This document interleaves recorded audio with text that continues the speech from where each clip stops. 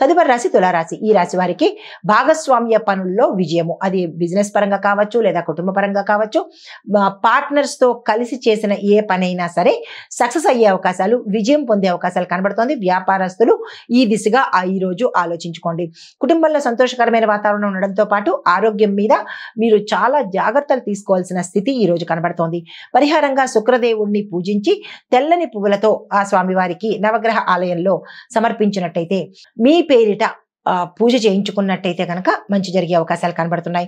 మీకు కలిసి వచ్చే రంగు గులాబీ రంగు. ఈ రంగు వస్త్రాన్ని ధరించి ఏ పనులు ప్రారంభించాలన్నా, ఏ నిర్ణయాలు తీసుకోవాలన్నా ఈ రంగు వస్త్రాన్ని ధరించండి, సక్సెస్ సాధిస్తారు.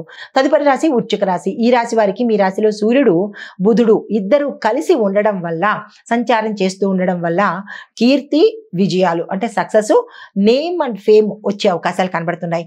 కొత్త ఆలోచనలు ఏవైనా చేయాలి అంటే కనుక అవి సక్సెస్ అవుతాయి. ఆ దిశగా ప్రయత్నం చేసుకోండి.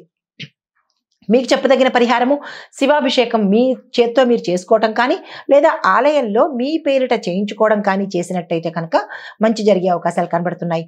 కానీ ఈ రోజంతా సాధ్యమైనన్ని సార్లు ఓం నమః శివాయ మంత్రాన్ని జపించే ప్రయత్నం చేసుకోండి. మీకు కలిసి వచ్చే రంగు కేసర రంగు అనగా కాషాయ రంగు. ఈ రంగు వస్త్రాన్ని ధరించి ఏ పని నిమిత్తంగా వెళ్ళినా కానీ సక్సెస్ అయ్యే అవకాశాలు కనబడుతున్నాయి. తదుపరి రాశి ధనస్సు రాశి. ఈ రాశి వారికి మానసిక ప్రశాంతత, పెద్దల సూచనలతోనే ముందడుగు వెయ్యండి. మీ సొంత నిర్ణయాలు ఈ రోజు అస్సలు తీసుకోకండి. అయితే కొన్ని పనులు సవ్యంగా పూర్తవుతాయి, కొన్ని పనులు ఆలస్యంగా అవుతాయి, కొన్ని పనులు నిరాశను మీకు మిగిలించేటట్టుగా గోచరిస్తోంది.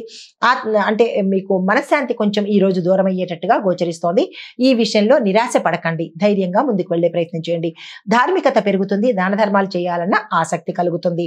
మీకు చెప్పదగిన పరిహారము తులసి దళాలతో శ్రీమన్నారాయణుడి పూజించినట్టయితే కనుక కొంత మంచి జరిగే అవకాశం కనబడుతోంది. మీకు కలిసి వచ్చే రంగు పసుపు రంగు. ఈ రంగు వస్త్రాన్ని ధరించి ఏ నిర్ణయాలు తీసుకున్నా, ఏ పని మీద వెళ్ళినా కానీ సక్సెస్ సాధిస్తారు.